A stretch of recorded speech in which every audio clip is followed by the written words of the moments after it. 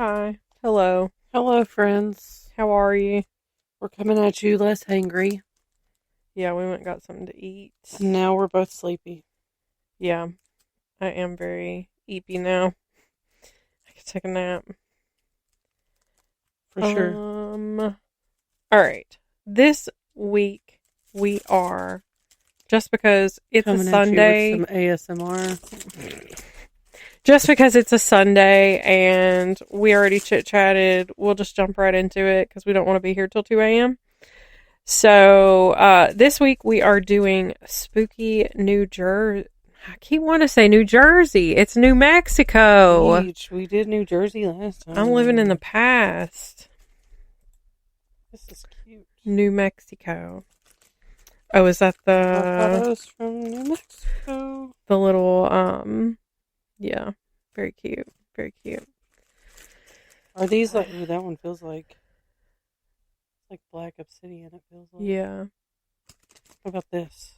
Is this just It's a little crow. Yeah. Little crow trinket. But it's not like a...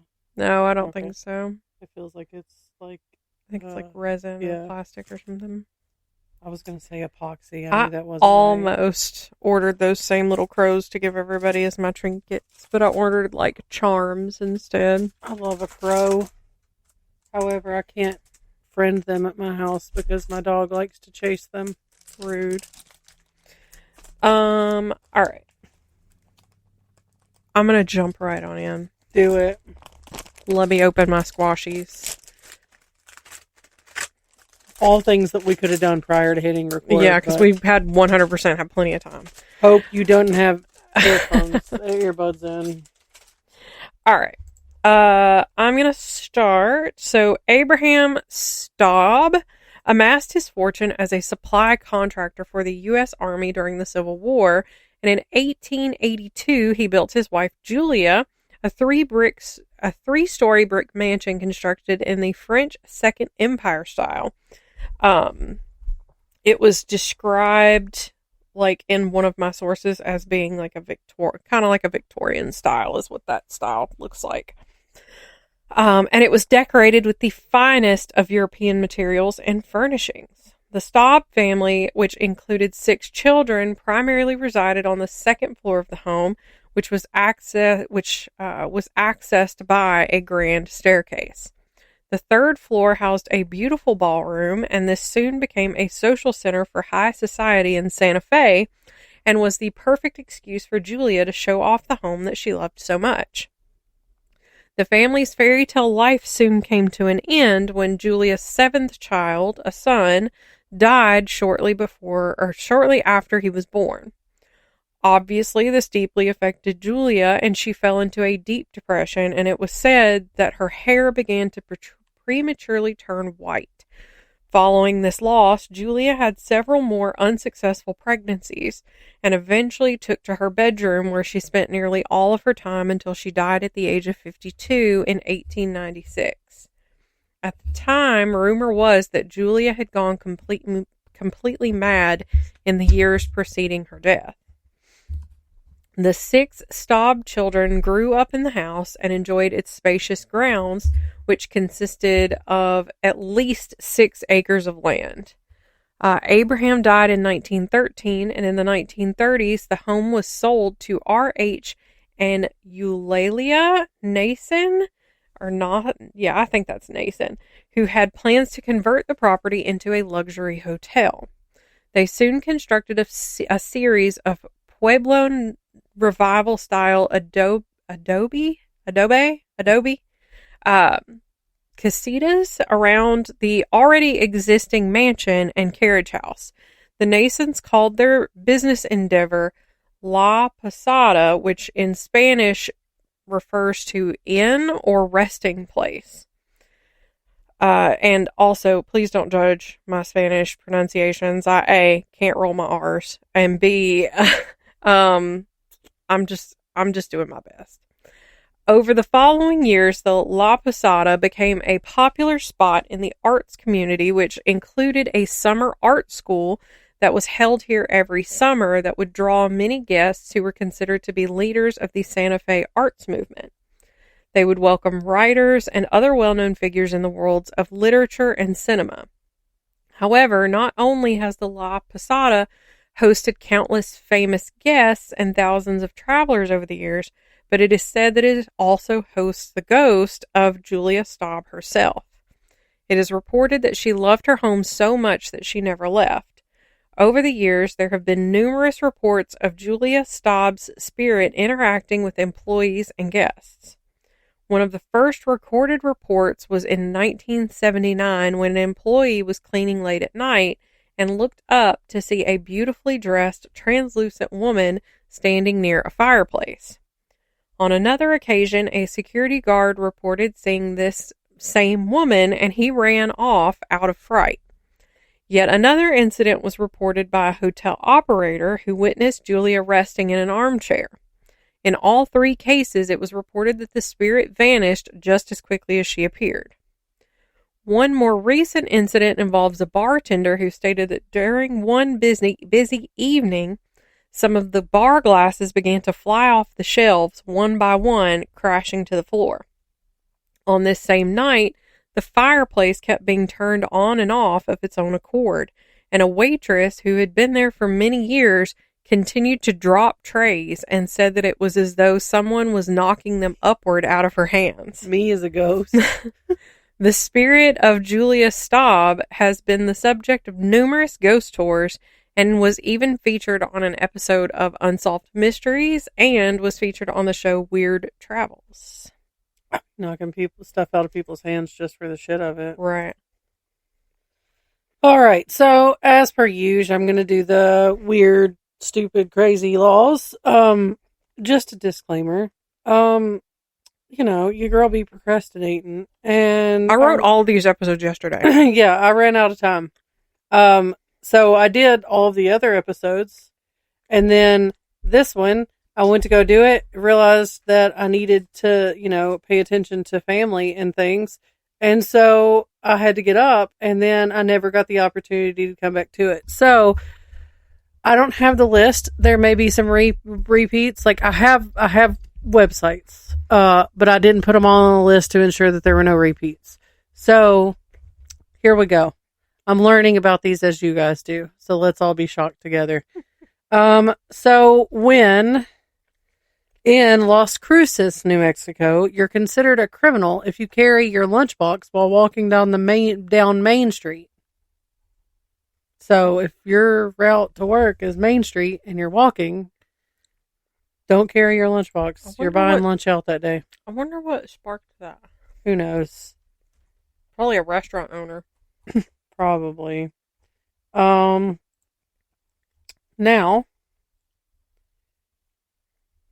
hold on. Time out. Scrolling through. I just need y'all to know that my feet stink. That is all. Thanks for sharing. You're welcome. In New Mexico, there is still a law that prohibits duels in the state.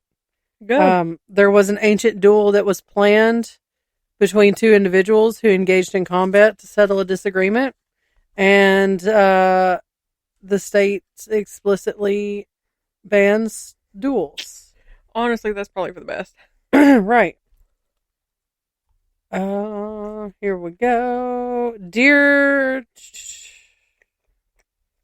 In the law, the definition of a duel is described as consisting of a person conveying by written or verbal message a challenge to any other person to fight a duel with any deadly weapon, and whether or not such duel ensues, accepting a challenge from another person to fight a duel with any deadly weapon, and whether or not such duel ensues, engaging in or fighting a duel with any deadly weapon, or aiding, encouraging, or seconding either party to a duel and being present at such duel when deadly weapons are used. Duels must have been a big problem in New Mexico. Right. So, if we were in New Mexico, old boy that challenged you to the sword fight would be locked up. Also, you couldn't be like me and be like, get him off to the side, because you're also getting locked up. Wild. Right. There is another law that there is a penalty for tripping a horse. I lied. It wasn't my feet. It's these squashies. I just look over and she's sniffing one of these candies. I was like, it only gets worse when I move my hand closer to my face. Are you sure it's not your hands? It's a squashy. Okay. Anyway, so the law states unlawful, so what would be lawful, first of all, but unlawful tripping of an equine consists of intentionally using a wire, pole, stick, rope, or any other object to cause an equine to lose its balance or fall for the purpose of sport or entertainment. Not the tripping horses for fun. Right. An equine in the law is described as a donkey, horse, pony, mule, or a hinny. I don't know what a hinny is. Hinny. That sounds familiar. Never heard of one. This does not apply to laying an equine down for medical or identification purposes. The law goes on to state. But those who break this law are guilty. What? A hinny is the offspring of a female donkey and a male horse. Which is the opposite of... Isn't like a mule is the male donkey? A mule is the product of a male donkey and a female horse. I got you. Anyway, those who break this law will be guilty of a misdemeanor, though if the horse is injured as the result of the incident, the penalty becomes more severe.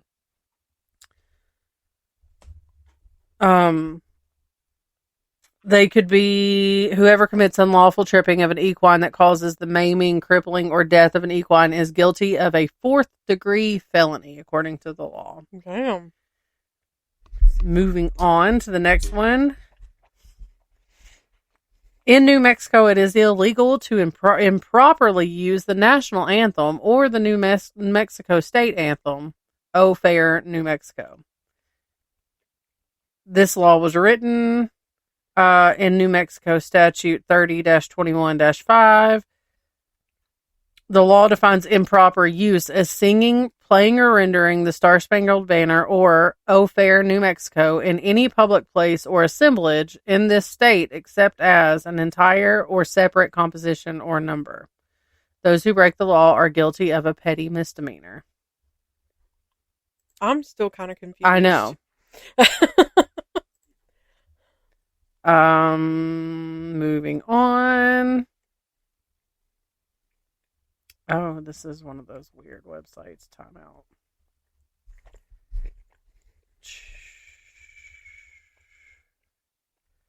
All right. That's the same thing.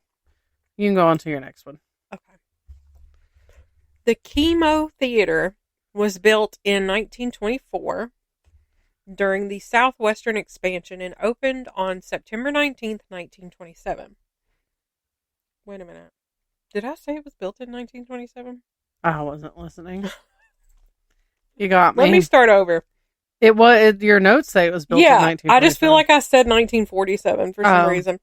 The Chemo Theater was built in 1927 during the Southwestern expansion and opened on September 19th, 1927, and still stands as a testament to the rich cultural heritage and architectural legacy of Albuquerque.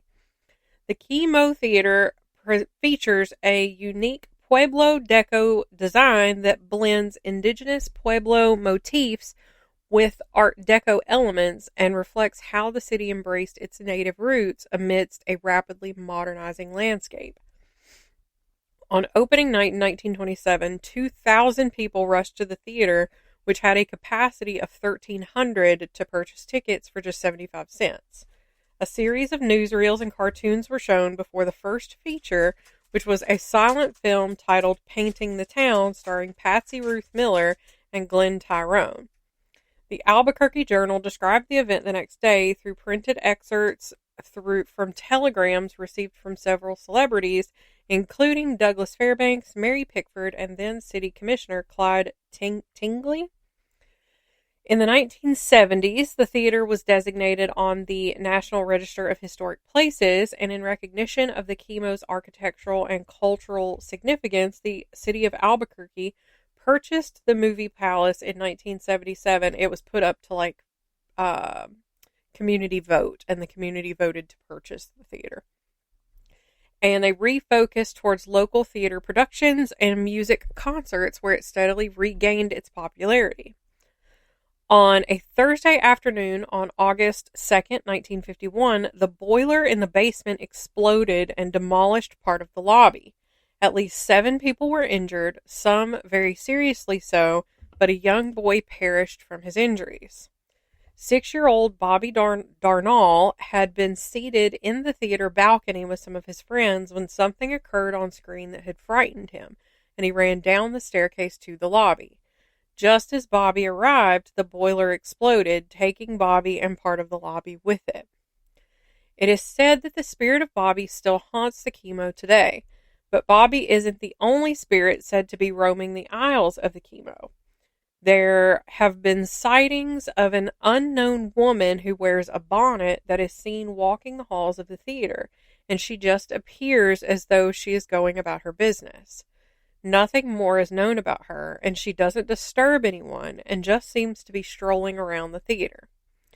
Bobby is the most prevalent spirit, though, and he is said to play tricks on staff and guests. He is often seen playing on the staircase of the lobby and is also often seen wearing a striped shirt and blue jeans. His playful spirit is said to be troublesome for performers, as he will trip them and create a ruckus during performances. Again, me as a ghost. This is me as a ghost. In an attempt to appease the spirit, cast members will hang donuts on the water pipe that run along the back wall of the theater behind the stage.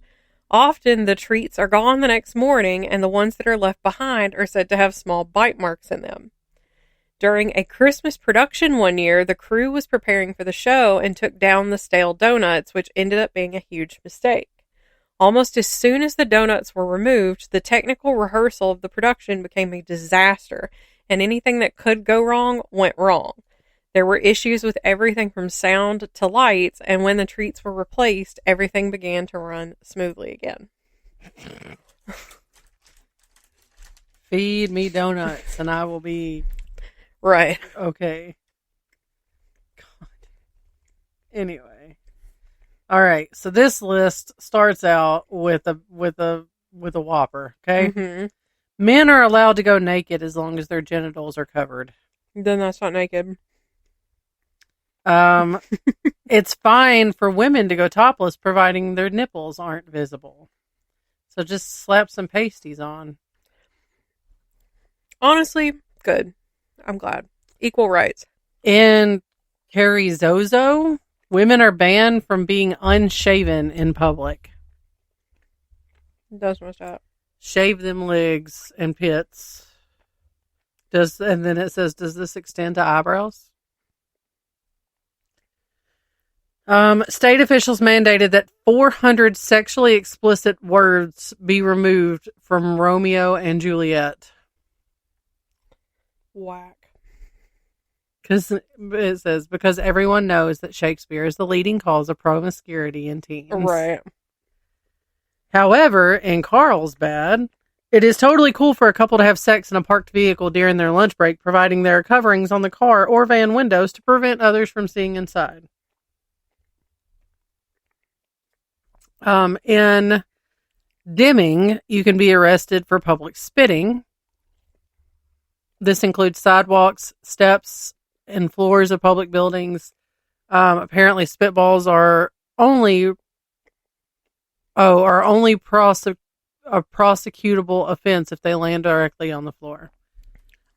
Also, in Deming, it is illegal to ride a bicycle in Mountain View Cemetery or to hunt. But, I want to know the backstory behind that. What were we hunting in a cemetery? Right. It's a petty misdemeanor to improperly use the official anthems. We already talked about that. Mm-hmm. So this says, don't even think about creating a musical montage featuring the national anthem and Oh Fair New Mexico. The law's phrasing is confusing, but it sounds like these songs must be completed in full and performed separately. So you can't, like, create a mashup. Oh, okay.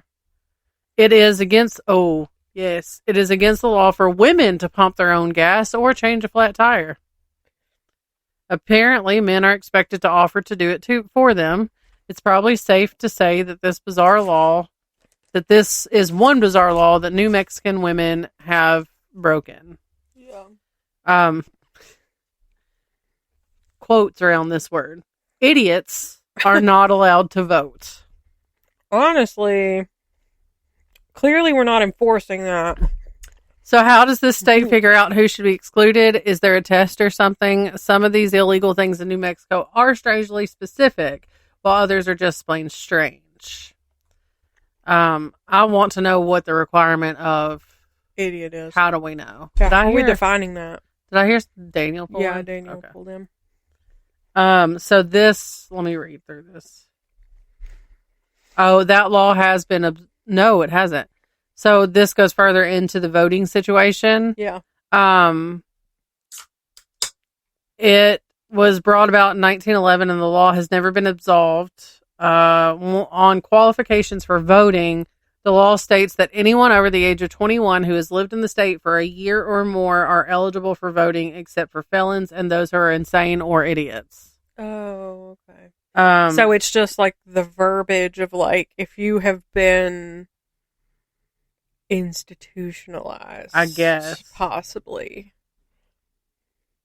Because I feel like that idiot was a medical term that was used to describe people who were certifiably insane. It says this law may not seem that weird at all, but it is not very measurable as there is no legal definition for what constitutes an idiot. Since the term is extremely ambiguous, this law, while still entirely in place, probably isn't affecting who can and can't vote these days. Yeah. There's nothing illegal about wearing a sombrero in New Mexico, but start dancing in it, and now you're breaking the law. What? It might not seem like dancing in a sombrero would cause any reason to be banned, but state lawmakers certainly disagreed. If you feel like rocking your sombrero in New Mexico, feel free, just to make sure you take it off before you start dancing. See, this is where my legal degrees come in, because my curiosity wants me to look into why these laws exist and like what is the case law that led to this law being enacted. A little more information on the lunchbox situation. Yeah, it was enacted to prevent dangerous weapons or other paraphernalia from easily being concealed and carried. But it also makes it makes it difficult for like just living your day-to-day life if you're not doing anything nefarious. This law also increases the need for eating out at local downtown restaurants since it limits your ability to bring your own food. So it's that, like I said, I was like, it safe, but also I feel like a wealthy local restaurant owner probably backed this a little bit. In some areas of New Mexico, I feel like you've had this complaint. In some areas of New Mexico, it's actually illegal to print someone's name incorrectly. Having your name misspelled is typically considered annoying or an inconvenience, but New Mexico took it one step further and made it illegal.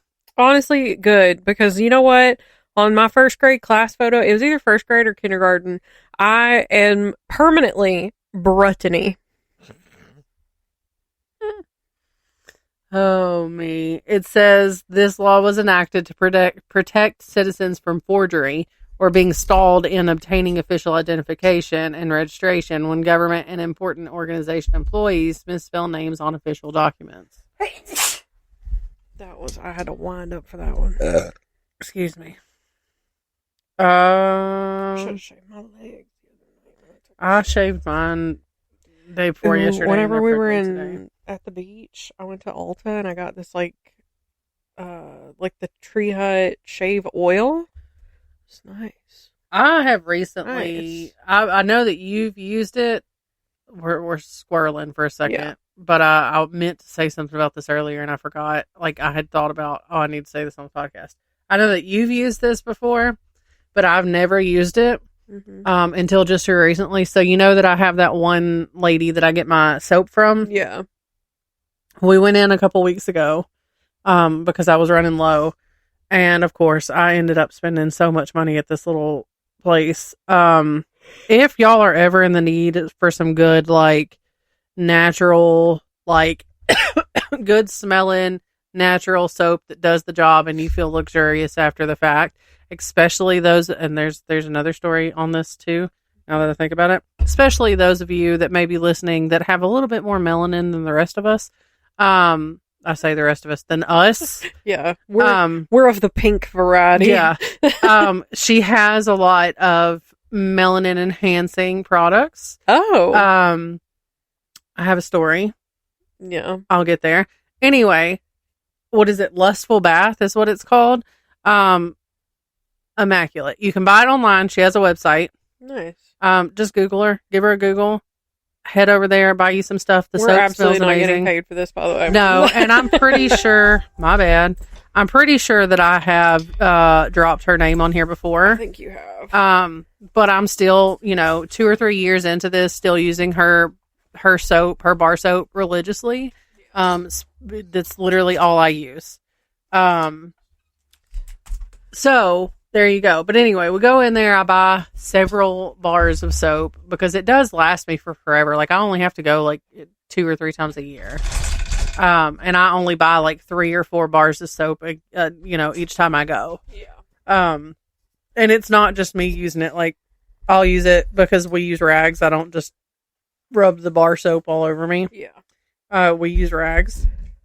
I have some exfoliating gloves that I use for my like scented soap because I use like just like Dial yellow, the gold one for my pits and bits. Your pits, tits, and lady bits. And then because otherwise I will get eczema breakouts directly on my areolas. Oh, nice! It is horrific. Not the areola. So I use my scented soap on just my arms and legs. Yeah. So yeah, I feel you. But I share that bar soap with Gemma, and I think Easton's been using it too because he was sharing with TJ. TJ gets the Dr. Squatch stuff. But I don't think he's been using it recently. I think he's using mine, which is fine because the scent that I'm using is not overly feminine at this point. And they do have male scented, like men scented things. And they have beard care and stuff too. But anyway, I go in there, I'm buying this, I'm looking around. TJ picks up this little jar of stuff and he opens it and smells it. And he's like, this smells so good. And I smell it and it's like the scent on it. It's like strawberry champagne or something like that. And it's a body butter. I've never used a body butter before. Oh, I love a body butter. Listen, first of all, I didn't read into how you are to properly use it. So the first time I used it, it was a learning curve. Yeah. But then, I figured out you do it directly out of the shower while you're still a little damp and make sure that you're like rubbing it in your hands enough for it to warm up and kind of melt some. Yeah. It does leave. I'm is not it like a huge. Is it like shea butter or like? I think so. Yeah. It's not. I'm not a huge fan of how my skin feels immediately after, like before it all soaks in. Yeah. It's a little oily, kind of not sticky, but you feel, Yeah. You feel my skin lubed up. Yeah. My skin has never been softer after using that. And I smell so good because I take my showers at night. I smell so good the whole next day. TMI for the pod, I'm sure. I put it on and then, activities happen and like he left the next day to travel and said that he smelled like strawberry champagne the entire next day. So whatever. I was just hanging around to remind him of what was at home. Anyway, fantastic. Now back to the melanin situation. Because am white, born that way, lived that way my whole life, was not aware that every human has melanin. I thought that only people of color had melanin. Yeah.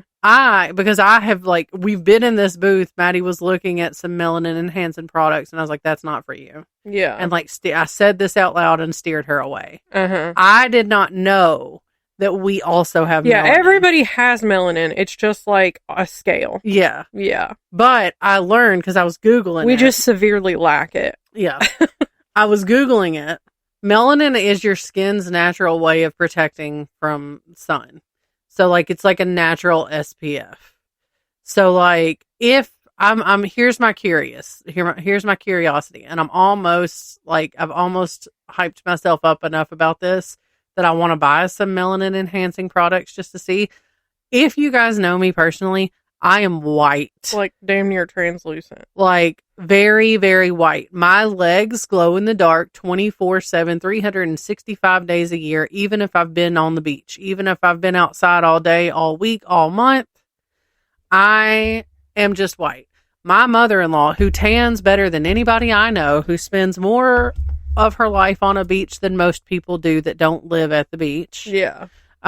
Makes fun of me, laughs at me because I burn so easily and I am so white all the time. Yeah. We go to the beach with them. She's staying on me and laughing at me about putting sunscreen on. Rude. Anyway, I wonder if I were to begin using like a melanin enhancing product, if it would then in turn allow me to tan a little bit better and I might not be as white. Maybe. But I would also still highly recommend the sunscreen. Oh, for sure. Nobody wants skin cancer. Yeah, for sure. I don't. Because that's like I was saying the other day. I know we've really gone off on a tangent, but I was saying the other day, I was like, I feel like some of the people we went to school with kind of low key look like they aged like milk because they went to the tanning bed. Right. And while I'm definitely looking like I'm in my 30s now, definitely. Because, like, I got up close and personal with a mirror for the first time in a long time when I was doing my makeup for the retreat. And I was like, damn, I'm looking old. I do that on a daily. I'll look in the mirror and I'm like, shit. Because, like, we look at people that we went to school with. Packed. Yeah, we look at people that we went to school with and we're like, damn, they look kind of old. But then, like, in our brains, we don't look that old. No. But then we really take a good gander at ourselves in the mirror. And it's like, we're like, no, we do be kind of looking that old. Pretty old. Anyway. Weird laws. Getting back. I'm going to go through one more website and then let you go on. Okay. Maybe. Oh, my heavens. I'm tired.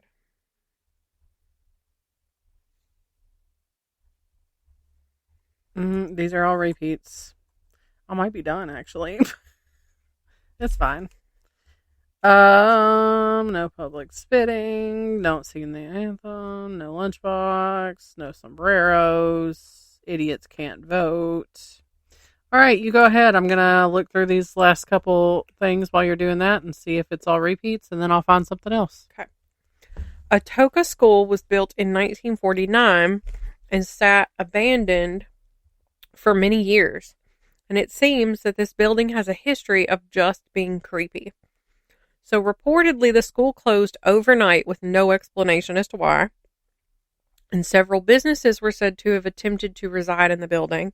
However, they would all eventually close, also seemingly overnight. It is said they were all driven out by an evil entity. By the 1970s, the backstory of the school was embedded in local legend, and teens would venture to the site often only just driving by, but would end up too scared to go inside. Anyone who dared to enter reported hearing groans, footsteps, and even snarls. Over the years, the legend grew. However, a group that visited the location in the 1990s said that when they heard footsteps, it was, quote, just a goat, and that an entity that flashed by them was just a, quote, barn owl. I can honestly believe that a barn owl would take up residence in an old abandoned building, but a goat? That one I find a little bit more hard to believe. Would you like me to read my next one? Because that one was quite short. Because it was on a list, and then I was like, ooh, this one sounds good. An abandoned school? And they left overnight? I have a few quick ones that I can do, and then while you're reading your next one, I can do some searching for like things that came from New Mexico. Okay. Here's one that I'm like, what? A city council member in Albuquerque, New Mexico, introduced a resolution to ban Santa Claus from the city. The matter, however, was defeated. What'd he do? Right. In Albuquerque, it is illegal for cab drivers to reach out and pull potential customers into their cabs.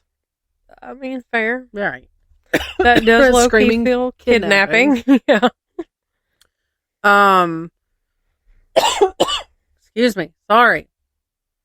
It is a petty misdemeanor for you to throw something onto a field during an athletic event. Interference with athletic event consists of intentionally throwing any object on or across the field of play of an athletic event while with the intent to interfere with the normal conduct of that event while the contestants are on the field. As used in this section, athletic event means a scheduled sports event for which an admission fee is charged to the public. Any person other than an official or a contestant of an athletic event who commits interference with an athletic event is guilty of a petty misdemeanor. You know what? Rightfully so. But then that also begs the question, what if you've got like youth sports? Yeah.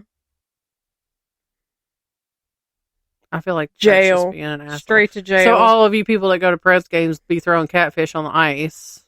Jail. Petty misdemeanor. I just want to double down because I get tickled every time I think about it. 4th degree felony to encourage a duel with a deadly weapon. Yeah. To encourage. So like, ooh, he says she ain't got no nipples. Duel about it. I'm going to jail. Okay? That's because, I'll be the type to be like, ooh, you going to take that? You going to let him say that about you? Lord. Because I am that person.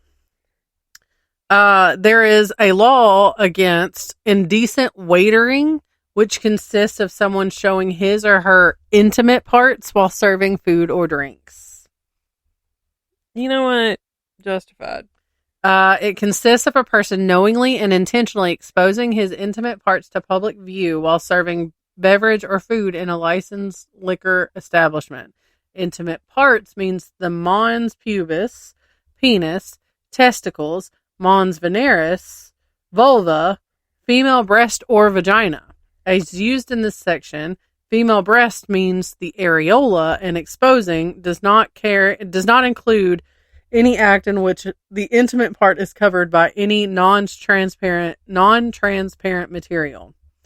Whoever commits indecent waitering is guilty of a petty misdemeanor. That's it? Yeah, and the person that carries the liquor license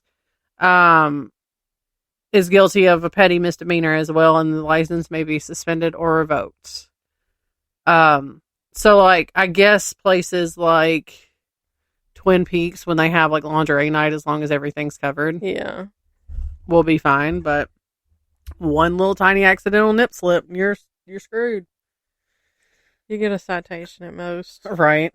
In Carlsbad, it's a misdemeanor to give any glue, spray paint, permanent a permanent marker to a minor without a parent's consent. So all of you aunts and uncles that like to give your nieces and nephews some annoying ass shit, like, listen, I'm a sticker aunt.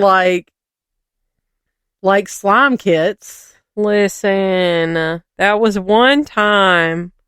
Y'all really do be missing out a lot so whenever the fact that y'all can't see the interaction between us, y'all be missing out on some stuff, because the face I just gave her, really, that was still so funny. She's like, oh, it's a slime kit. Well, just pretend we didn't see that. I was like, girl, I don't even know what you're talking about.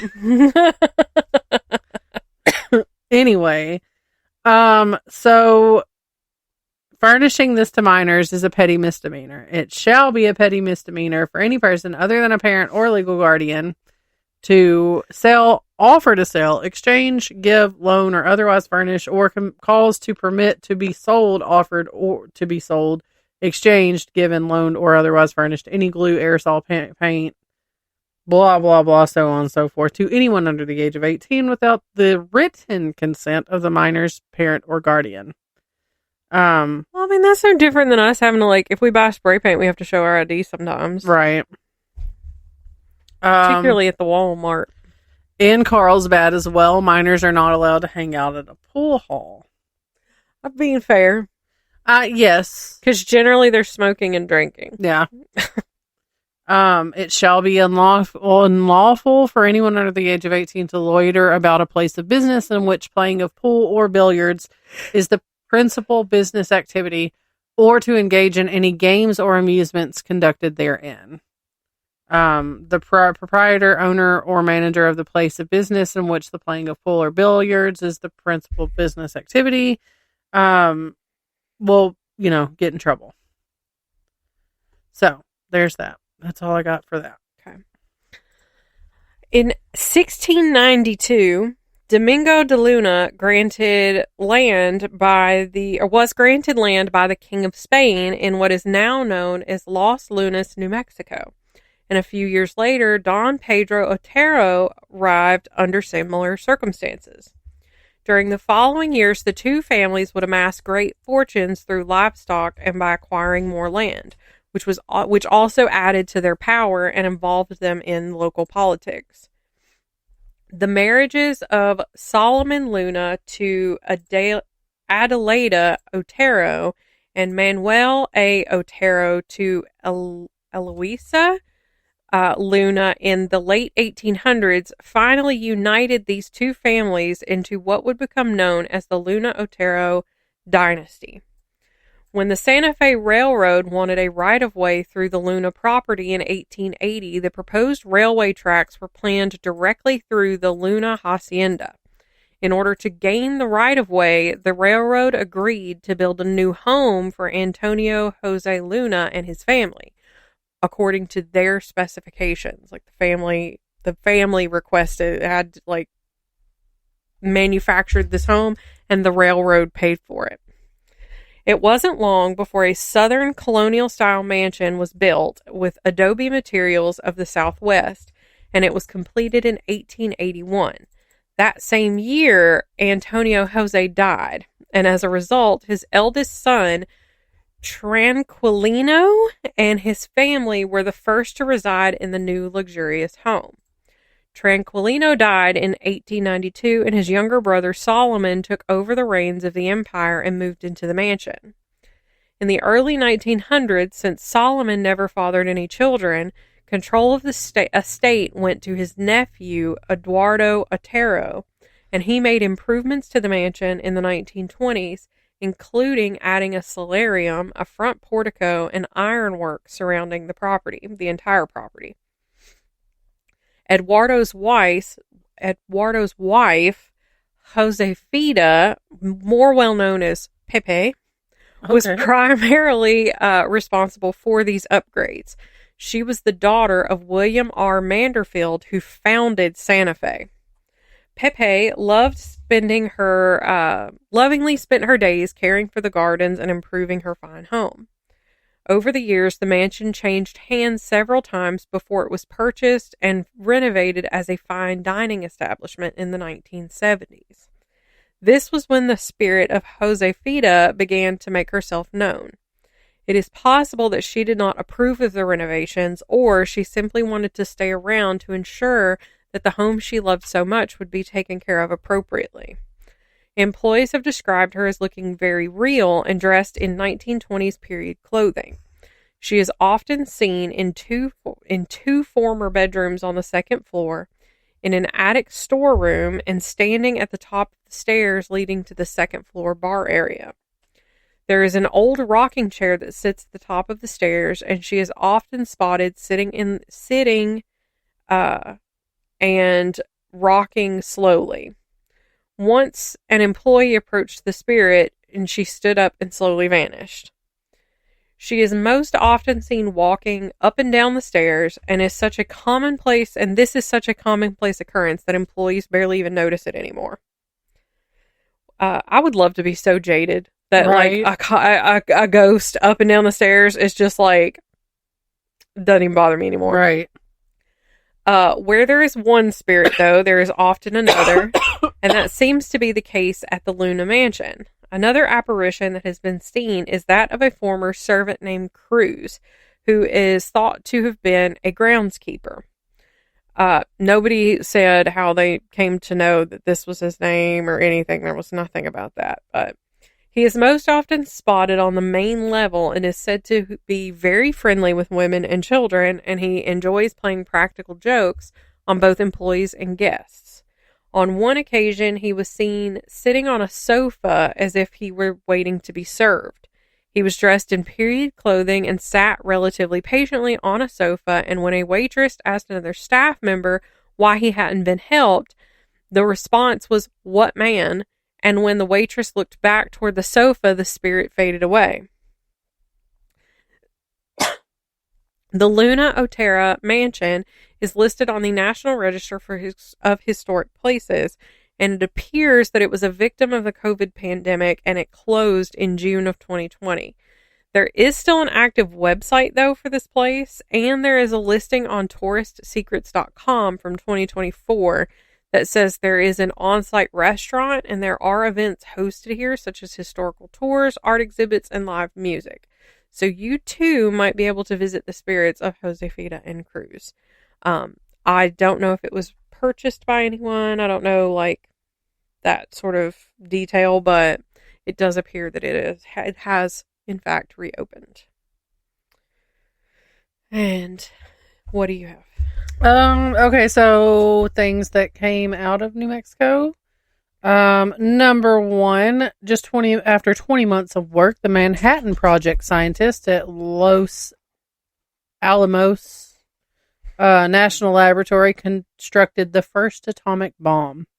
It was detonated on July 16th, 1945 at the Trinity site on an Alamogordo bombing range. So there's that. Thanks for that. Mm-hmm. Number two, sold the first personal computers.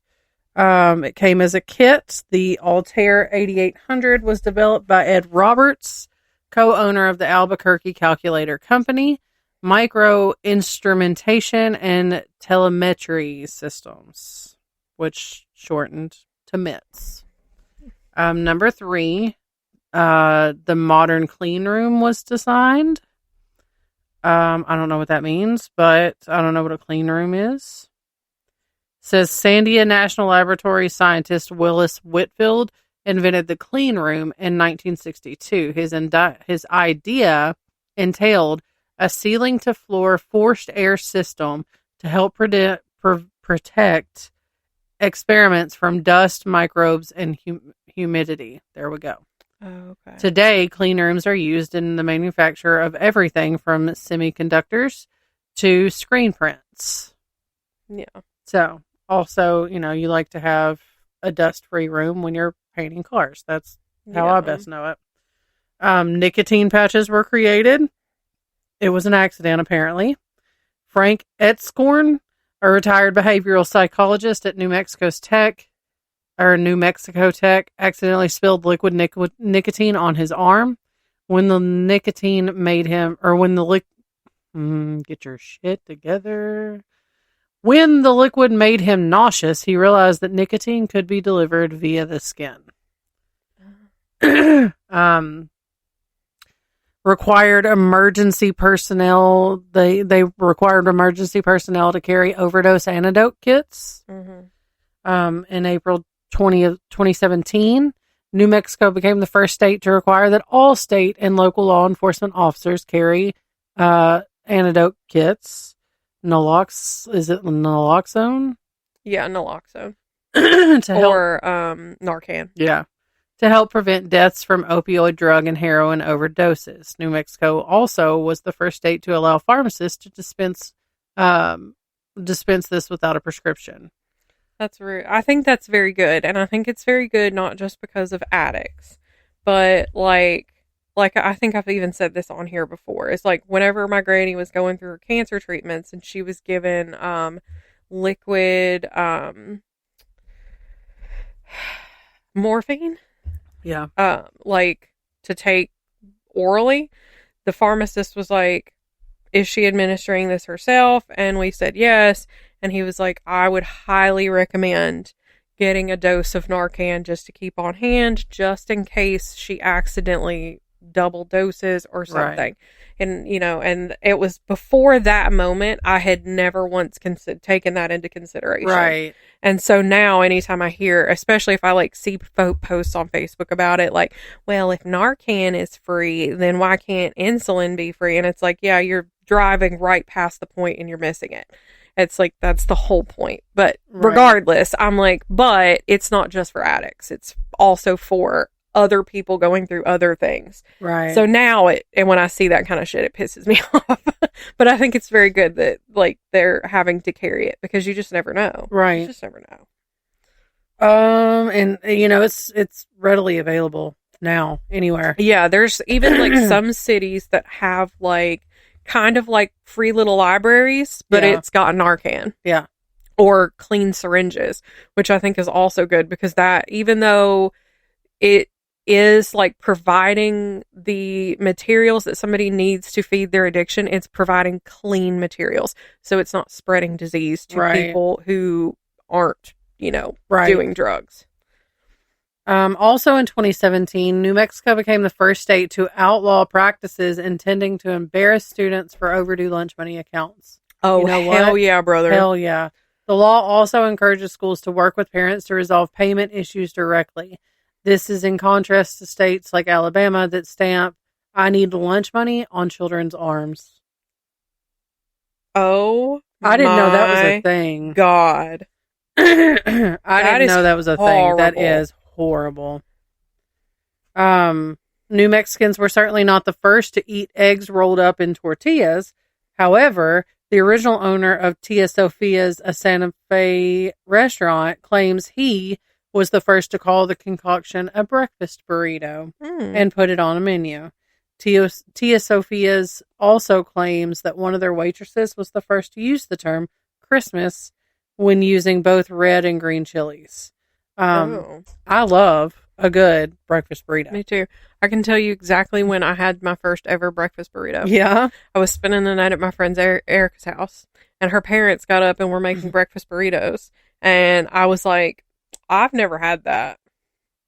And that was the first time I ever had a breakfast burrito. Was it good? Was it a good? It was experience? pretty good, yeah. I like a breakfast burrito. Honest to God, this morning, so I've told you that I did not play in this part of the episode prior to. I didn't read through any of this shit before. Did you have a breakfast burrito this morning? I thought about it. I was so hungry, and I was like, I could just stop on the way over there at Sonic and get one. Those breakfast burritos, so good. The McDonald's breakfast burritos, trash. Yeah, garbage. We'll do in a pinch, but no, trash. Not even. I would rather starve. But yeah, the Sonic breakfast burritos, I don't want to say top tier. They're better. Because I've never really had breakfast burritos anywhere other than because I'm not one that's going to go to a restaurant and order a breakfast burrito. Right. But for an on the go breakfast, if I want a breakfast burrito, I'm going to Sonic. The ultimate meat and cheese. Take out those tater tots because I don't want the tater tots in there. I like the crispness of the tater tots in it. I will say, because I have become, sausage sometimes gives me the ick. So yeah. I am give me a bacon, egg, and cheese breakfast burrito, but at Sonic specifically, I want that zesty cheese sauce that they put in the one. I specifically request mine without that. Oh, I want extra. It's gross. I love it. I don't like it. Anyway, moving right on along. This one is under dispute. Mm-hmm. Texans have this funny idea that someone in San Antonio, Texas invented it. But New Mexico version of the story says that the Frito pie was invented in the 1960s by Teresa Hernandez, who worked at the F.W. Woolworth's lunch counter, now the Five and Dime General Store in Santa Fe. So that's the story that they choose to stick with. Again, from Sonic. Did you know that you can still get them from Sonic? Yeah. I love them. I grew up eating a Frito pie. My granny would make it. And I've even told you because that's where she would put the, she wouldn't do it every time, but because she knew I liked them in mine, she would put those shitty canned tamales in the bottom of it. Oh. And that's where I developed my love for those things. They're so good.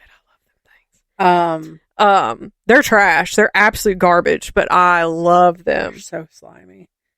As somebody that has food texture issues, I'm surprised that you still eat them. I don't. I love it. I love it. Ugh. I'm sure if I had an authentic one, I would either love an authentic one and never eat a canned one again, or I would not like it because I like the canned ones. I just don't know that I like tamales because I've tried those canned ones and they're disgusting. I've also tried them from like one of our local Mexican restaurants out here and was not a fan.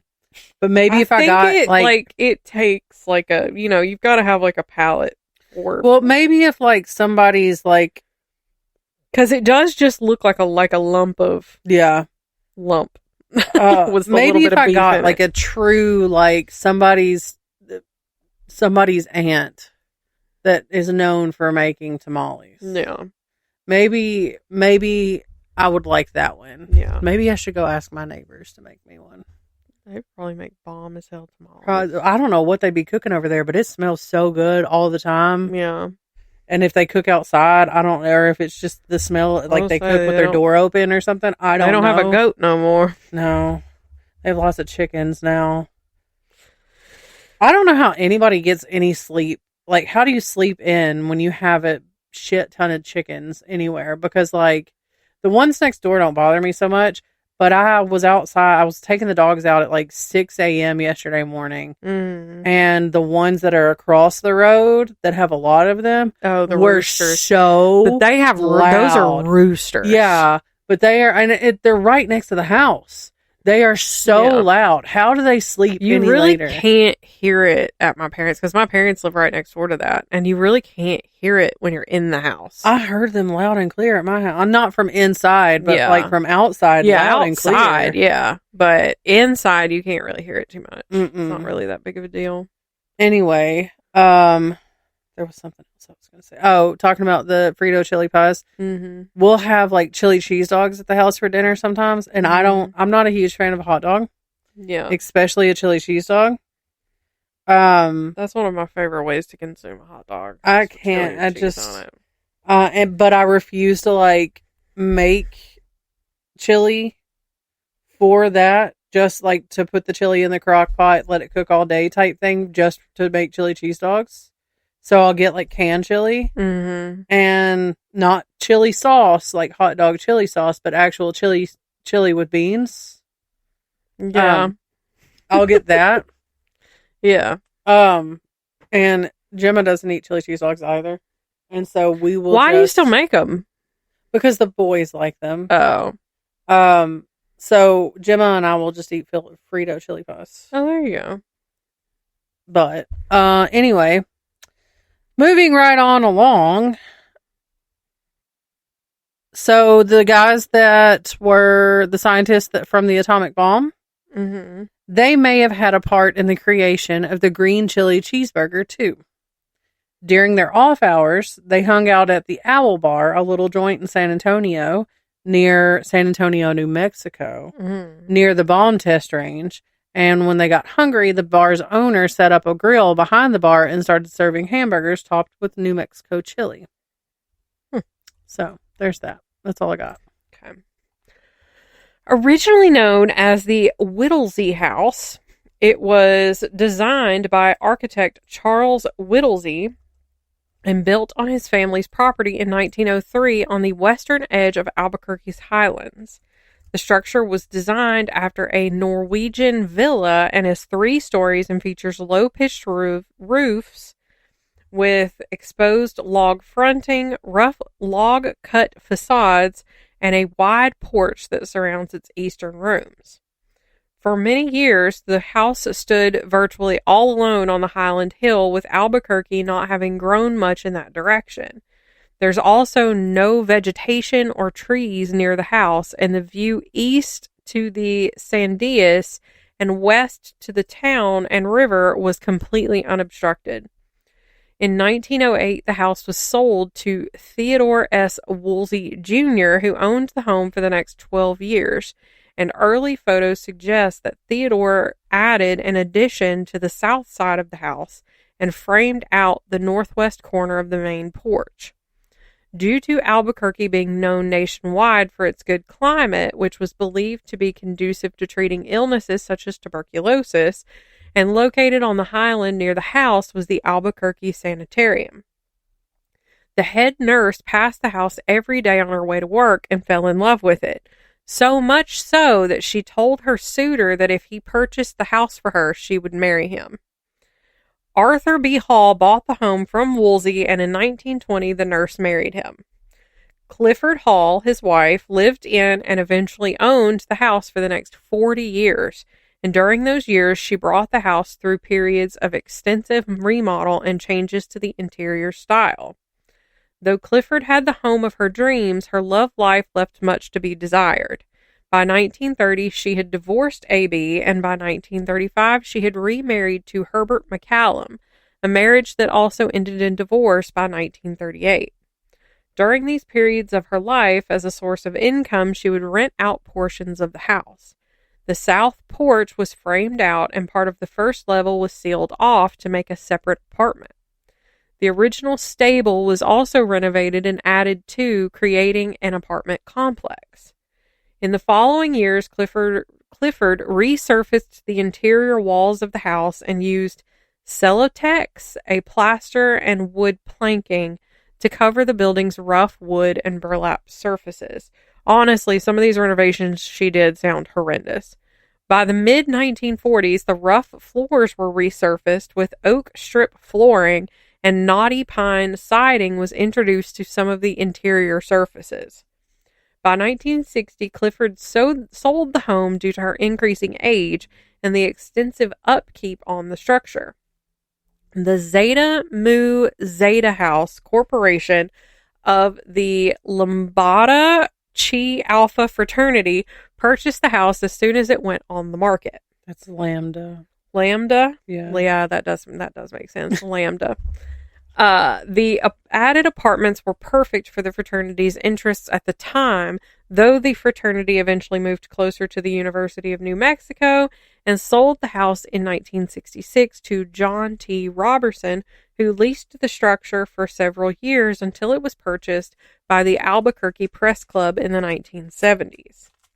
The Albuquerque Press Club is a private, members-only club that, quote, promotes fellowship and understanding among people engaged in journalism and its allied fields, sponsors cultural and educational and social activities that promote good fellowship and professional growth among members, and extends reciprocity to similar clubs in other parts of the nation and world. In terms of spirits, staff and visitors have reported hearing strange noises that often will sound like high-heeled shoes walking across the bar floor and in the lobby areas. Sometimes it is reported that the piano will play on its own. Disembodied voices have also been reported here, and the apparition of a woman draped in a black shawl that the staff refer to as Mrs. M has been seen by many people over the years. She appears in the shadowy corners as an enigmatic figure that seems to withstand the passage of time. There are many fans of the mysterious atmosphere of the club and have told chilling stories of high heels tapping on the floor, echoes through the hallways when people should be asleep. The piano has also bore witness to several phantom performances that will spontaneously produce eerie tunes by invisible hands. The source material for this is very well written, and it was very, very difficult for me to put into my own words. And I was starting to get a little bleary-eyed, and I was like, I gotta chill out for a minute. But it was very, very well written. I just need you to know. There's also a rumor in the maze of tales about the club of a ghost story that is whispered among those who have experienced the touch of the unknown. If you make your way down to the club's basement level, the once vibrant pool table turns into a paranormal stage, allegedly. Strange stories of ghostly voices chatting in the dark and witnesses reporting a thick, ghostly atmosphere here. Billiard balls have been seen rolling and colliding with an unseen hand as if a ghostly game is being played in the shadows of the basement. According to reports, the pool balls set out on their own in minutes without being manipulated with human hands. When no eyes are on the table, a spirit is said to reorganize them, which is a common occurrence at the press club. The sound of phantom chatter and the invisible shuffle of the pool balls lingers in the air of the gloomy depths of the basement, inviting guests to witness a spectral event on a haunting stage. This story very much goes along with what I have come to understand as we dive further and further into the spirit world on this podcast. When we love a place very much, we leave echoes of ourselves there to be heard for all of eternity. I like it. Wonder where I will leave. Like what places you'll have left little speckles of yourself. I mean, I would say your home, because even though you don't own your home, you've had a lot of happy moments in that house, and you've been there for a very long time. So I think that even after you're long gone, there will be like, I feel sorry for those people that live there after me. It'll just like randomly smell like farts. That's exactly what I was sitting here thinking. Farts of Ghost Past. Randomly smell like farts. Smoke alarm will randomly go off, and the smell of bacon will fill the air. Random dog barking because someone farted. Or you just randomly hear, "Shut the Loki! Shut up, Loki!"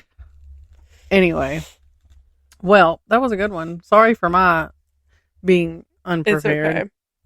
It's okay. I was unprepared yesterday. So I told them, let me get this episode written and then we'll go eat Chinese food. And then I came back and immediately jumped right back into writing because I still had 2 episodes left. Yeah. I did a lot of mine Thursday night, and then I got off work early on Friday because I worked extra all week long, and then worked on it Friday because I knew I wouldn't have time yesterday to do it. And I knew I wasn't going to get up early enough this morning to do it because I was getting up so early yesterday. I was like, I need one day to sleep. Yeah. Past 8 o'clock would be nice. So that was much needed. Also, I have noticed that if I do not take my magnesium before I go to bed, that I do not sleep well. Yeah. And I'm exhausted the next day. Yeah. So there's that. I'm a magnesium girly. Did you have anything else? I don't think so. Okay. I have a nonprofit for our month. It is National Autism Awareness Month for April. Okay. So I have selected Autism Tennessee. I did not select Autism Speaks because apparently that is a problematic nonprofit. Yeah.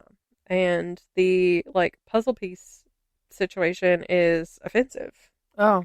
I haven't looked into that, but there's a lot of autism parents that I've seen on social media who are do not support that organization. So this they don't look like they're affiliated with that organization. So Autism Tennessee, we bridge the gaps between support, resources, and programs so autistic individuals are empowered to recognize their potential and discover their meaningful connections needed to realize their goals.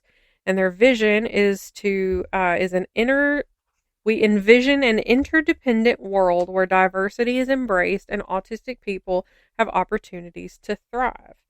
And there will be ways that you can support them down in the episode description and across our socials, and a way that you can donate or even donate your time. It looks like this place really is accepting of you donating your time.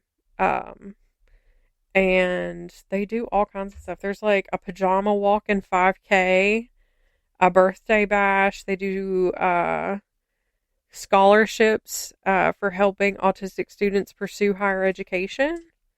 It's called the Captain Spectrum Scholarship. I like that. But yeah, they do all kinds of stuff. So nice. I like it. And while you are seeing that on our socials, you can give us a follow at Facebook, Instagram, TikTok, YouTube. While you're there, you'll be able to see our email address as well at Wander the Weird at gmail.com. Drop us some Dear Wanderers stuff. You'll notice I really got creative with my posts. I know, I was dying. Each one is different for this month. I did each one differently. If you've got stories that you want us to look into and do an episode on, or topics, or you want to know if you're the asshole. Yeah. Anything. If you've got a confession. I got a confession to make. If you've got something that you just want somebody to say out loud, if you just want to get it off your chest. Do you have a message to send to someone that you would like for us to read out loud so that you don't have to? If you want it to be anonymous, just make sure that you include that information. Otherwise, I'm blasting your name. Yeah. Or like, is there a nickname that this other person that you're wanting your message to get to that they only call you? Nighthawk. Anyway. Okay, bye. Bye.